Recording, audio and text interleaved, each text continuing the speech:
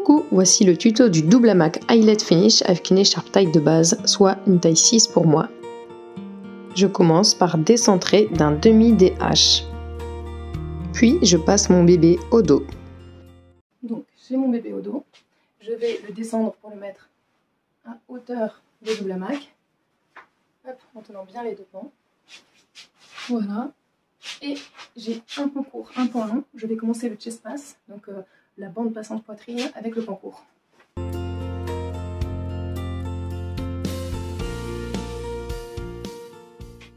Je vais faire un pli par pli à l'horizontale pour bien étaler le tissu. Voilà, le tissu est bien haut dans le dos de mon bébé. Et maintenant, on va passer à l'eyelet. Pour faire l'eyelet, alors déjà, je revérifie bien le pli par pli du pan qui vient sur mon épaule. Et je vais faire un nœud simple. Donc je passe le pan qui passe sous mon aisselle par-dessus le pan qui vient de mon épaule. Puis, je fais le nœud simple en ressortant par le haut, afin de bien coincer. Voilà, je tends bien coincer tout le nouage. Là, c'est serré. Ça tient. Et on va passer à l'eyelet avec le shoulder flip. Donc, mon tissu, l'ourlet supérieur, qu'on voit aussi ici près de ma nuque, c'est celui qui est vert. Tandis que l'ourlet inférieur est un ourlet un peu turquoise. Ça me permet juste de savoir comment trier le tissu dans l'eyelet. On va toujours garder le même ordre pour le tissu. Et on va former l'eyelet. Alors j'attrape, là vous voyez avec une main, et avec l'autre je viens former l'eyelet que je mets sur mon autre épaule pour le shoulder flip. Donc, je forme cet eyelet, je le préforme manuellement. J'essaye de bien tirer sur le tissu pour qu'il soit à peu près, voilà, comme il sera au final pour l'eyelet. Alors ce qui va être complexe pour l'eyelet, c'est de faire un eyelet qui soit bien rond, le plus rond possible, avec un trou au milieu, et pas tout serré, pas tout fermé. Et de faire tout ça en passant le deuxième hamac qui arrive maintenant, parce que pour l'instant ce que j'ai fait c'est un hamac plus un passe horizontal. Il n'y a pas encore eu le deuxième hamac, sauf que ça va être un double hamac eyelet. Là on va faire le deuxième hamac en shoulder flip. Donc un passage sur le dos de bébé qui va passer de notre épaule pour venir sous notre bras opposé. Pour faire ça, en formant l'eyelet, on va devoir maintenir continuellement une tension à ce niveau pour bloquer le mou ici, le temps de tendre le tissu dans le dos. C'est-à-dire qu'avec mon menton, je vais venir bloquer tout le tissu, ce qui va me permettre avec cette tension artificielle de bien passer le tissu sur le dos du bébé, de bien le tondre et ensuite de venir former l'eyelet. Voilà, je vous montre.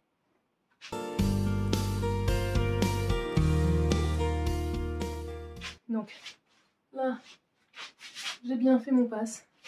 Je serre petit à petit, je vais travailler dessus et je tiens continuellement la tension ici pour qu'il y ait le mou du futur eyelet. Et tout le long, je ne lâche pas cette tension ici. Quand je vous parle, je tiens avec la main, le reste du temps, je tiens avec mon menton. Je vais rentrer à présent le pan qui vient sous mon bras dans l'eyelet, de l'extérieur vers l'intérieur. Là, je l'ai rentré de l'extérieur vers l'intérieur. C'est ce qui me permet de maintenir. Et comme vous voyez, mon eyelet, il n'est pas du tout rond, il n'est pas du tout joli, c'est pas esthétique.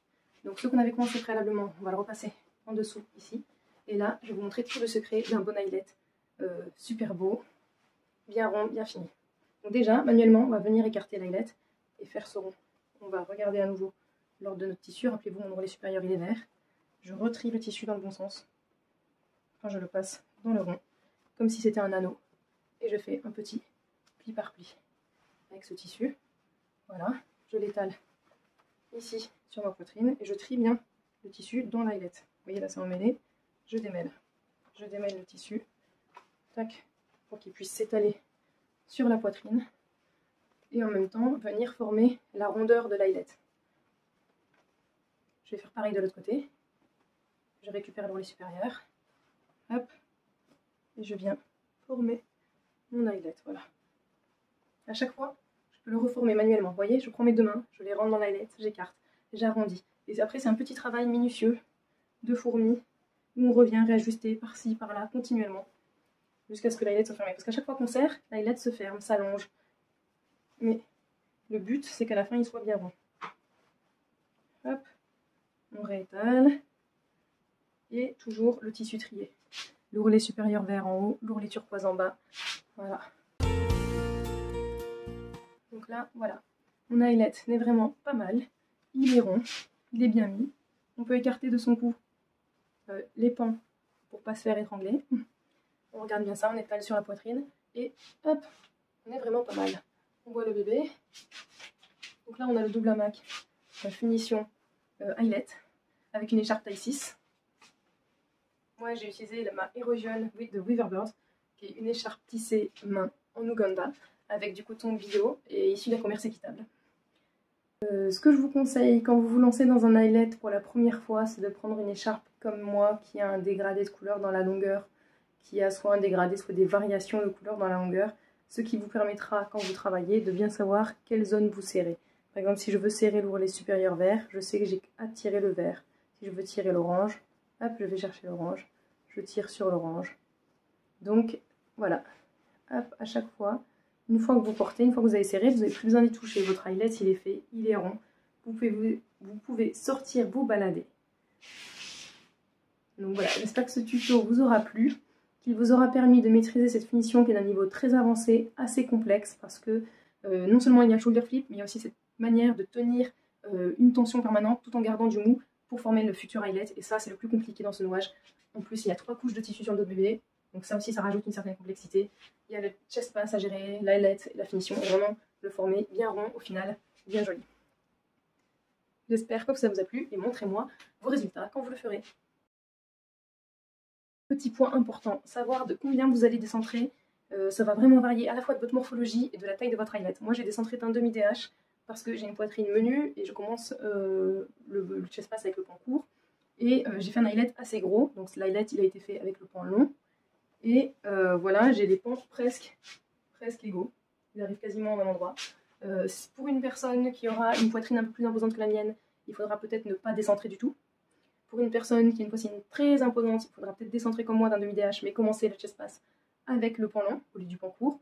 Et pour une personne qui a une poitrine encore plus menue que moi, peut-être qu'il faudra décentrer d'un DH et commencer avec le pan court. Ça va vraiment varier avec votre morphologie, mais aussi avec la taille de l'eyelet. Moi, j'aime bien faire des gros eyelets où on voit vraiment cette espèce d'œil ici. Si on fait un eyelet très serré, plus petit, regardez, hop, tout de suite, si je le resserre, je gagne du mou ici, et donc de la longueur utile. Donc ça va vraiment varier selon ces paramètres. C'est pour ça qu'il faut réfléchir un petit peu à la structure du nouage et à ce qu'on veut obtenir par rapport à sa morphologie. Tous les tutos vous donneront une manière de décentrer légèrement différente en fonction de la morphologie de la personne. Ce ne sera pas forcément ce qu'il faut pour vous afin que le rendu soit le même. Donc voilà, c'était le petit point technique, le petit point geek. C'est important quand on apprend des fancy finish et des nouveaux nouages de comprendre la structure du nouage. Donc là, on a commencé avec un pass hamac, un pass sling, comme on dit, un sling pass, un pass hamac, suivi par un passage poitrine, donc un chest pass, un pass horizontal sur le dos de bébé, et ensuite un autre pass hamac qui passe du haut vers le bas avec le shoulder flip. C'est ça la structure du double hamac eyelet finish.